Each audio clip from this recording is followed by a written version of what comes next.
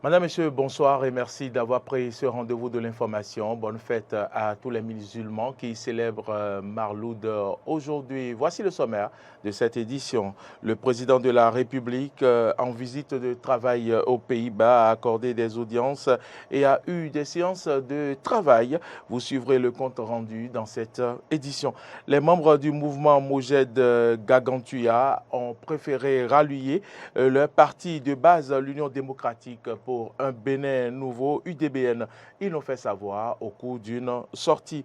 À partir d'aujourd'hui, pour entrer aux États-Unis, tous les voyageurs ayant mis les pieds en Ouganda dans les 21 jours devront passer par l'un des 5 aéroports suivants, New York, Newark, Atlanta, Chicago ou Washington. Voilà pour le sommaire.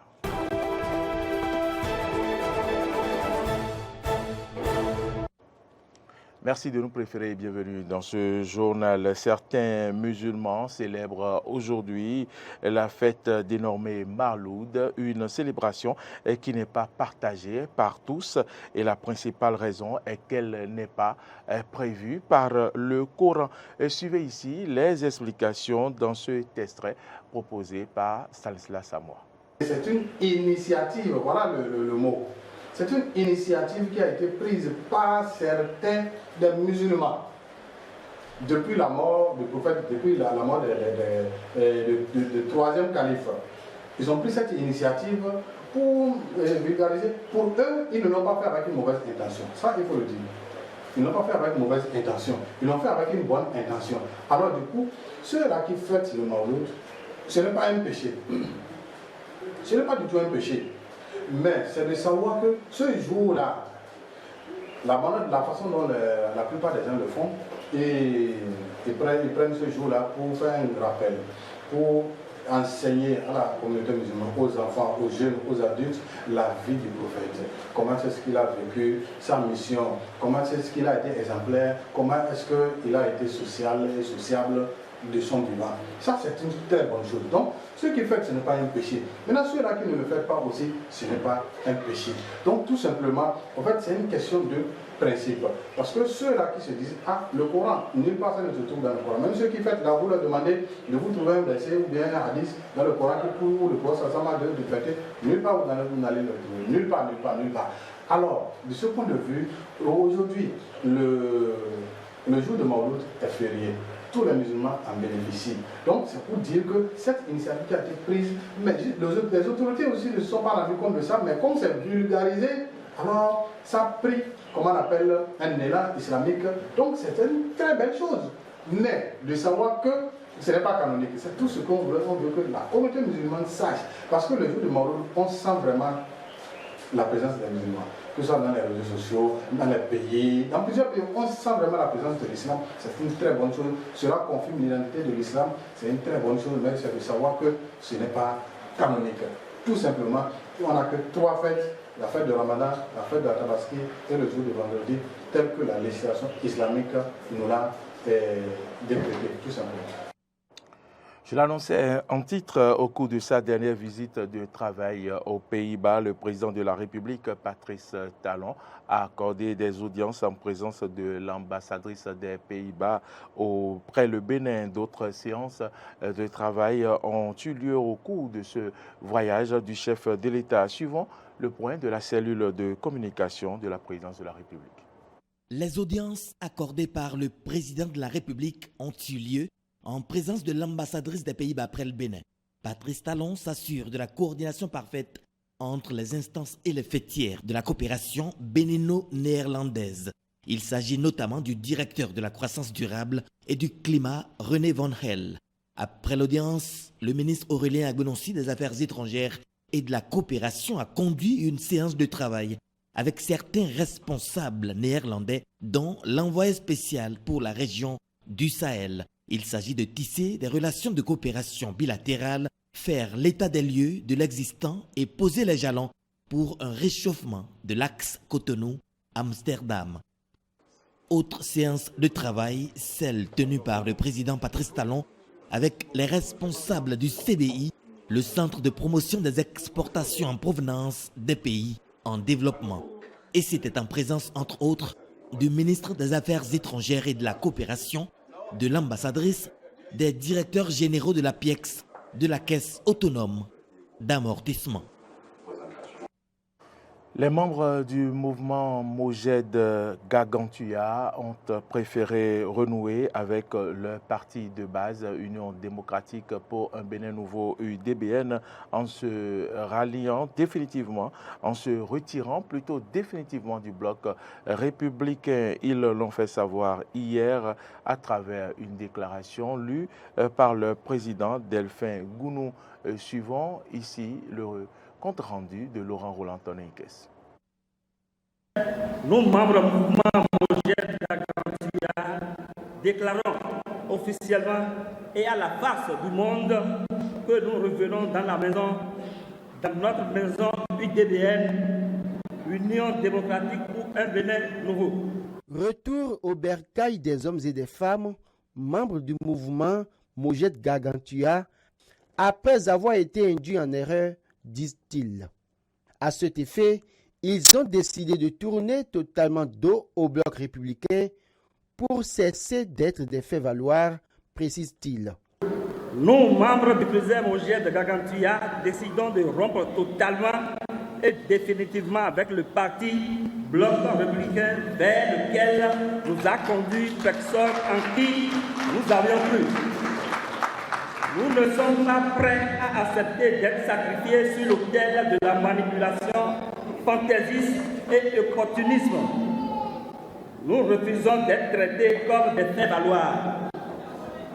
Que tous ceux et celles qui profitaient de notre groupe pour se donner de l'étoffe politique et faire croire qu'ils ont des militants, se le tiennent ou dit le groupe Gargantua est sorti de ce jeu.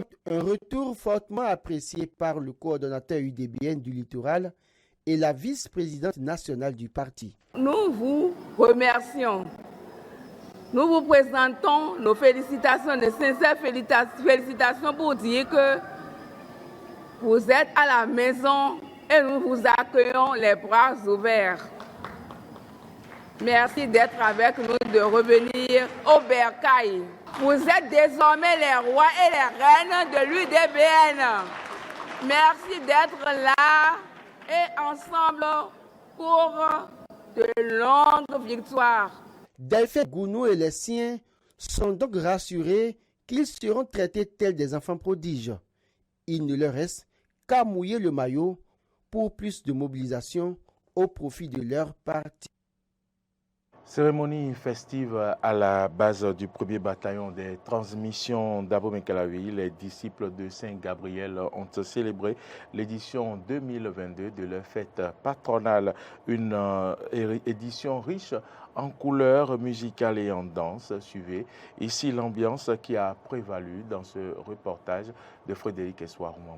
Les militaires sous les ordres du 1er BTRS d'Abomey-Calavi étaient en fait ce jour disciples de Saint-Gabriel, patron des transmissions. Il s'agit pour eux de l'édition 2022 de leur fête patronale. Une fête qui a non seulement réuni des militaires en fonction, mais aussi des retraités, des amis et familles. C'est la base du 1er bataillon des transmissions d'Abomey-Calavi qui a servi de cadre à cette célébration sous la coupole du commandant Jem Kounoudji. Chants, danse, musique, chorégraphie, coupure de gâteaux et bien d'autres activités ont meublé les festivités.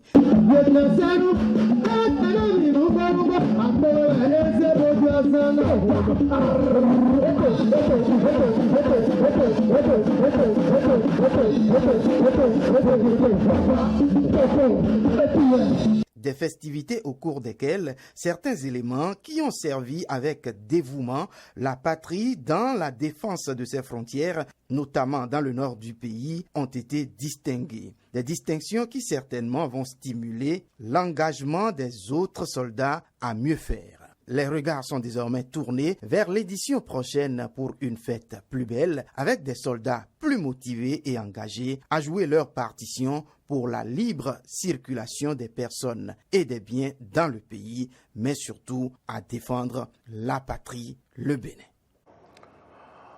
Hors du Bénin à présent, à partir d'aujourd'hui, pour entrer aux États-Unis, tous les voyageurs ayant mis les pieds en Ouganda dans les 21 jours devront passer par l'un des 5 aéroports suivants, New York, Newark, Atlanta, Chicago, Washington. Dans ces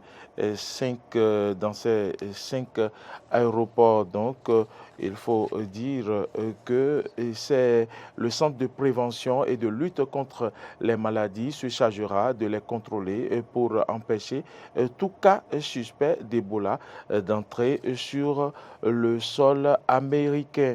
Après la déclaration de l'état d'épidémie par les autorités ougandaises le 20 septembre et les 63 cas dont 29 décès confirmés par l'OMS, l'agence sanitaire américaine a émis un avertissement. Il n'existe aucun vol direct reliant l'Ouganda et les États-Unis, mais ces contrôles sont jugés cruciaux par le CDC pour éviter toute propagation de la maladie. Les 130 derniers militaires français déployés en Centrafrique vont quitter le pays d'ici à la fin de l'année. Le départ des troupes françaises de cet ancien bastion de la France en Afrique centrale devrait intervenir dans les prochaines semaines et sera achevé d'ici à la mi-décembre, a confié l'une de ses sources civiles et militaires proches du dossier, précisant des informations dévoilées en septembre par la lettre Africa Intelligence. Aucune précision n'a en revanche été apportée sur le calendrier de ce retrait. Des discussions techniques sont en cours à ce sujet entre militaires français et centrafricains, mais il est probable qu'il soit effectif avant la fin de l'année. Ce départ de Centrafrique intervient quelques semaines après la sortie du Mali et des militaires français au terme du divorce consommé entre Paris et la junte au pouvoir à Bamako, qui a également choisi d'avoir recours aux services destructeurs russes pour l'aider à sécuriser le pays. Madame, Monsieur, c'est ici que se referme ce journal. Merci à toutes et à tous de l'avoir suivi. L'information se poursuit sur nos différentes plateformes, YouTube, Twitter, Facebook et sur notre site internet www.benet-eden.tv. N'oubliez pas donc de prendre les grands rendez-vous, j'allais dire, de week-end. Ce soir déjà à 21h, le forum des rédactions. Demain à 11h, c'est Jardin d'Éden. Et puis le dimanche, l'entretien du dimanche. Merci à toutes et à tous pour votre fidélité et bon week-end à vous.